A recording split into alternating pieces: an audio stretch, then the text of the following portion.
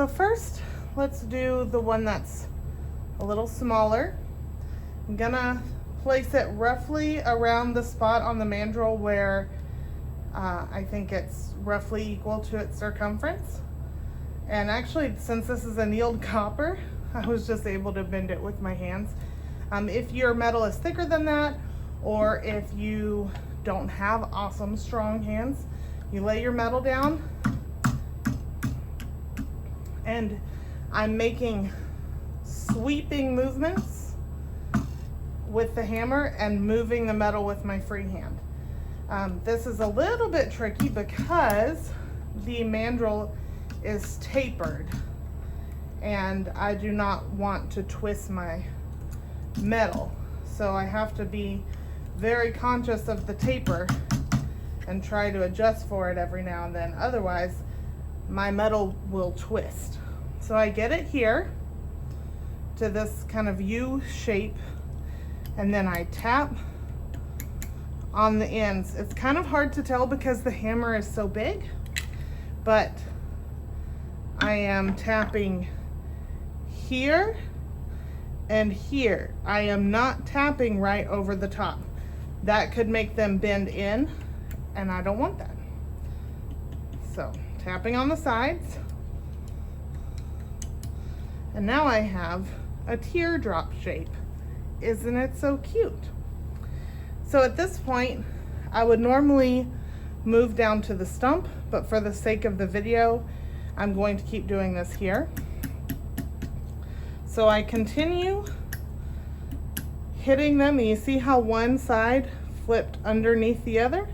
That's great. I just pull it apart, and now I keep going with this side. Make that side go underneath this one, and then pull them apart. And that process is building up tension on these tight curves here. Pull it apart. And that's gonna help keep our form held together. I'm trying to hold my hands out of the way where you can see. All right, listen.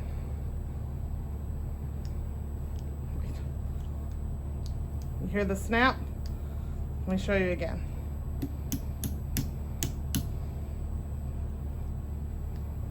Did you hear it?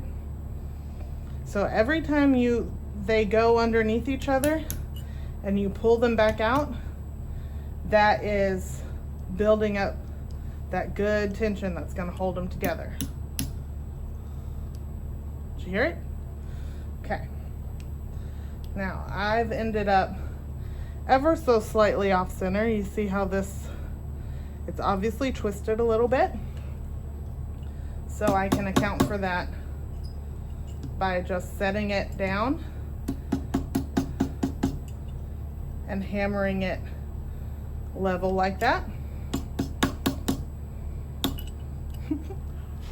And then I pull it and then slightly tamp it down. So what I'm going for here is a flat top. I know we're making essentially a ring. Why isn't it ring shaped? Well, it needs to be flat for us to solder it properly, and then we will make it into a ring. So you can see here, it's basically kind of like a rudimentary boat that a child would draw, where it's flat across the top and curved at the bottom. The most important thing is the flat across the top, and then when you hold it up to the light, you don't want to be able to see any light coming through here. If there is, you need to keep hammering because the solder's not going to go through there. Now we need to do the big mama. We're going to do this the same way, but it's just going to look a little different because it is thicker. So I'm going to hit and move it a little bit. I'm going to turn it around. It gets a little difficult to hold. I just want to start bringing those together, and as I see it twisting, can you tell that it's kind of twisted? I want to account for that by hitting on the other side of the mandrel just to try and head that off before it gets bad. So again here, knock the edges in, And again, if I see any twisting, which I do here, I've been hitting on this side of the mandrel. I'm gonna hit on this side to try and adjust that taper a little bit.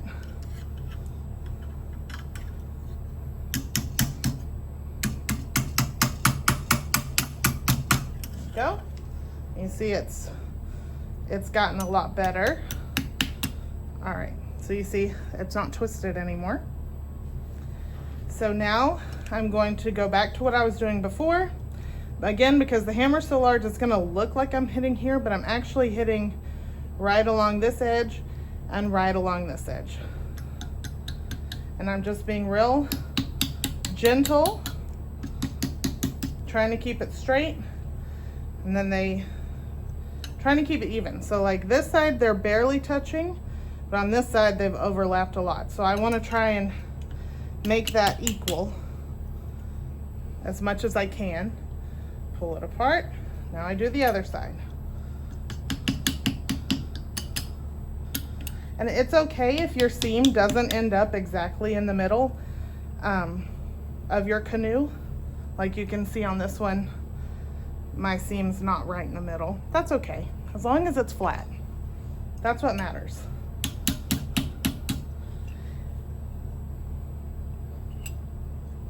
So, hitting along the side there, turning it, hitting along the side. I know it is super tempting to hit right on top of that seam, and if you accidentally do it, it's not going to be the end of the world. But if you hit right on the seam, you could cause the metal, instead of being flat, you could cause it to kind of do like this, and then you've got a whole nother problem to fix. Also, if you allow the metal to overlap and then keep hitting it, you could kind of end up with this shape, and that also is something else you have to fix. So while it's not the end of the world, it could cause you additional headaches. And I don't know about you guys, but my head always hurts enough as it is. I don't need any additional headaches. No thanks. So all you saw me doing there was sitting it up and hitting the sides that were tall, that were poking up proud, so that I could fix the twisting. Okay. So you see here, look what's happened there. You see how this is no longer flat, it's going down. I'm gonna have to do something about that. I'll be right back. This is a stake, S-T-A-K-E, not an eating steak. And it is, this side is, both sides are tapered. You can tell this one's similar to a mandrel. This one is flat on the top. So I can take my curved side and just very gently tap it to bring it back up to straight form. See that? And do it on this side too. Just because I did it on the one, I want to be as even as possible. Okie dokie. Now I go back to what I was doing before.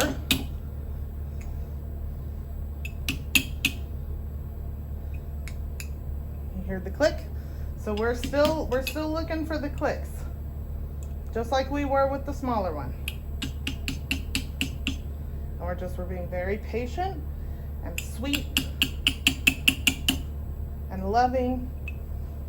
And then I've hit it wrong again. You see it's bending in, so I just come back to my dear friend's steak. Just kind of bring it back up.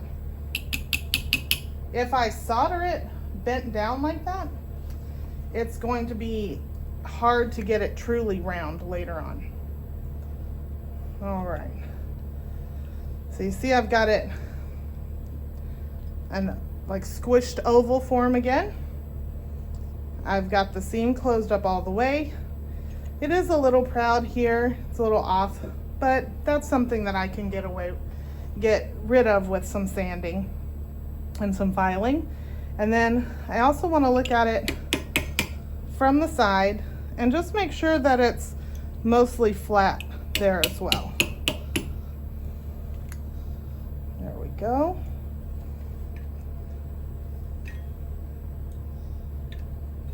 Okay. All right. So I am going to clean these. I've been rubbing all over them. I need to make sure that my hand oils are cleaned off of there because I don't want any reason for the solder to not flow. That would be sad. So I'm going to clean the seams with pumice and water and get my soldering set up, and then I'll see you again.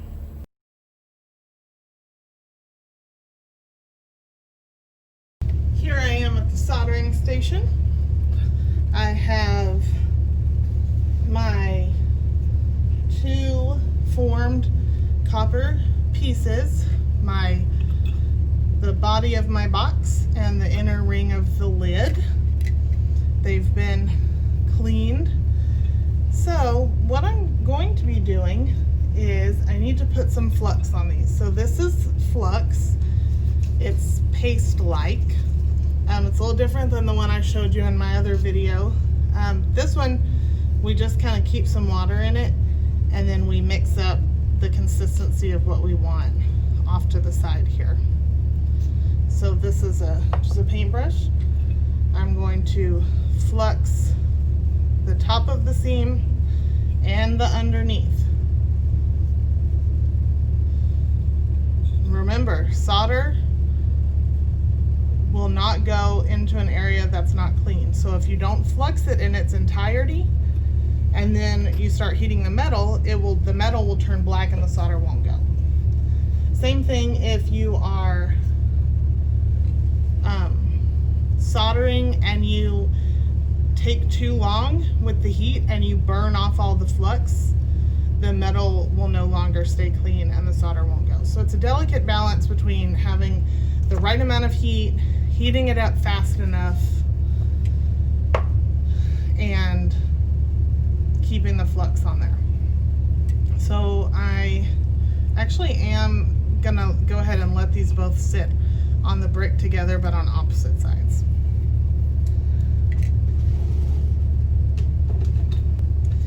I have here my hard solder that I've cut into little pallions, little chips. I find that that's the easiest way to solder things like this, but there are those who swear by pick soldering and stick soldering. I mean, you'll find what works for you, but I prefer to do it this way with the pallions. I am starting with hard solder because this is the first joint on these pieces of metal. Hard solder has the highest melting point of the solders that we typically use here in the studio. There is a solder above it that has a higher melting point, but I don't need that right now. So this solder will flow at 1425 degrees Fahrenheit, so almost 1500 degrees Fahrenheit.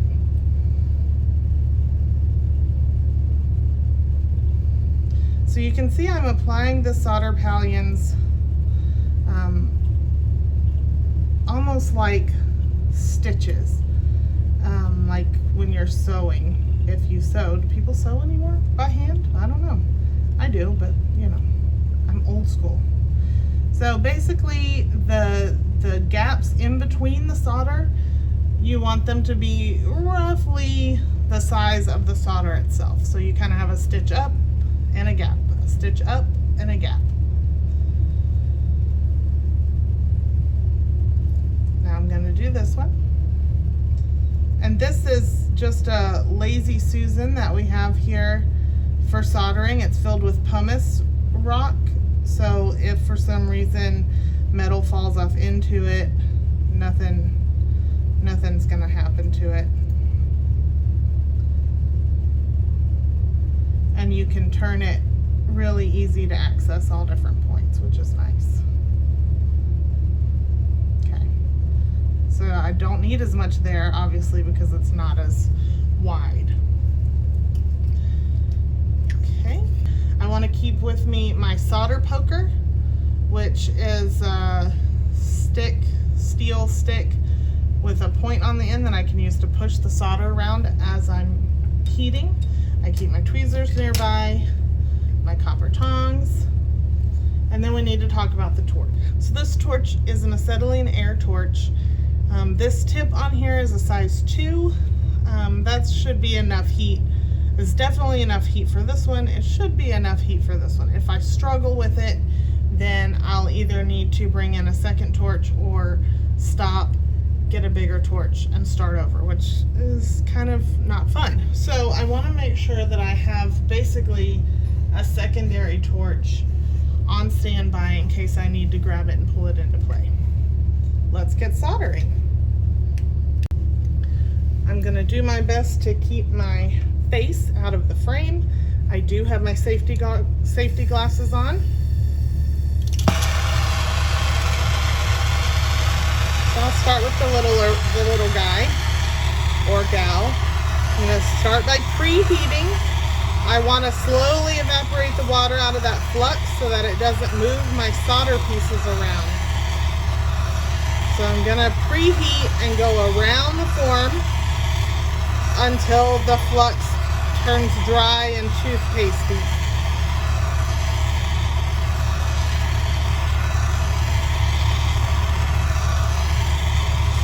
If you see how it's bubbling, it's boiling, so I'm kind of backing off because that boiling will move my solder.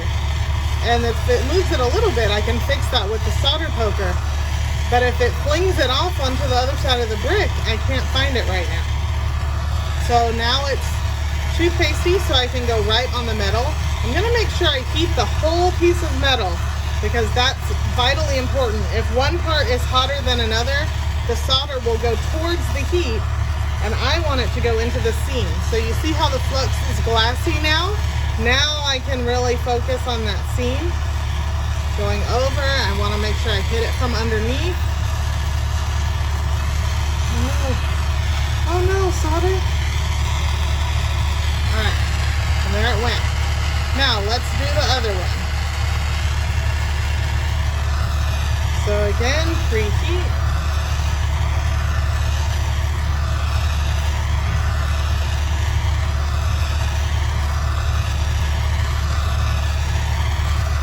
I'm just waiting on that flux to turn toothpastey.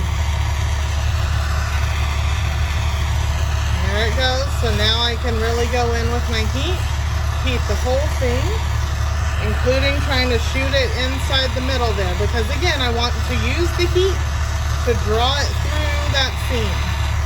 And it's glassy, the flux is glassy, so it's getting ready. You want to stay nice and even.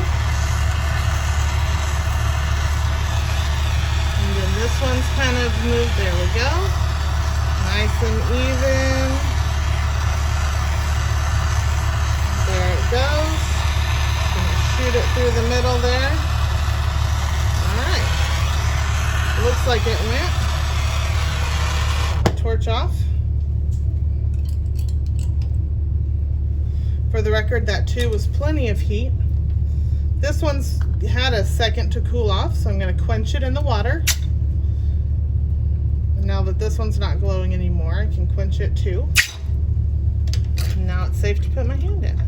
So you can see on this one, it went really well. You can see the solid silver line there, and you can see it in the middle as well. Here I am back at our mandrel in the vise. I've got our larger piece here, and you can see that the solder did go all the way around. I'm not sure if you can see in there or not. So now I need to go about making it round. So I'm going to use the mandrel, but it doesn't quite fit. So what I do is on the stump, I'll do it up here so you can see, but on the stump, just kind of lightly tap, and that's opening up this diameter here, and then it can go on. And also, since it's copper, I can kind of push it. So the thing we want to watch here is make sure when we're hammering, we're only hitting this bottom section. Otherwise we could concave the middle and then it's hard to get out. So I'm going to focus on the bottom section, and again, just do these kind of sweeping blows until it's rounded out. And then what I need to do is continue pushing it down toward the bigger part. And then also, because it's tapered, I need to take it off, turn it around, and make sure that I treat both sides equally.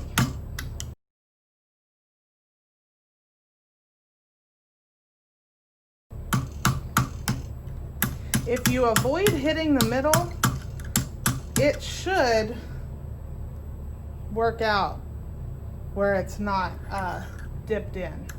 Now, I need to be able to push this down a little farther, but my leather is in the way, so I'm just going to loosen this a little bit and wiggle my mandrel out a little bit, but I got to make sure that it's still all the way through all of those jaws. That way I can keep going. So I'm constantly pulling it off and checking its roundness. This one's still a little ovular on that side. So I try to keep aiming my hammer at the same spot and just rotating the metal, making sure I'm overlapping blows, kind of like if you're mowing the yard. Well, if you're mowing the yard properly. All right, so you see here, and then if you look at it from the side, there's ever so slightly a depression, but nothing. I can always come hit it on the flatter part up here to try and true it up if I need to. There we go. Now it's not dipped in anymore. There we go. Perfectly round. Let's try the next one.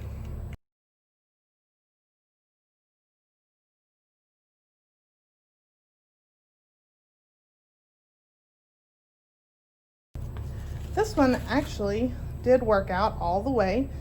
It soldered all the way through.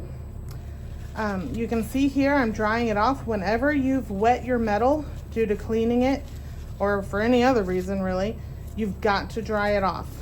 Steel, the anvil steel, our hammers are steel.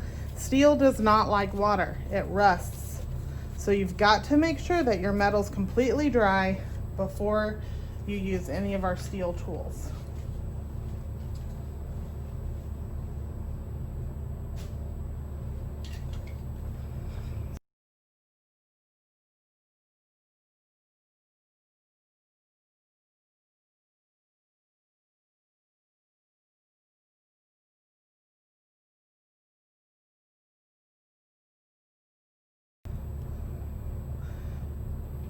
Here's the moment of truth. Do they fit? Yes, they fit. I don't want to push it in there too far because I got to be able to get it out. But they fit in there together, and then once I file off the solder, they'll fit really well. Because you want them tight, otherwise the lid can just fall open. But I examine it from the top, make sure, are there any big gaps I see where it might indicate that it's not totally round. I don't see any. So we're good. Now it's time to file them flat and solder them down to their tops. So I need to file off this edge here, and I need to put it on a flat piece of sandpaper and sand down the bottom until it's flat. See you then.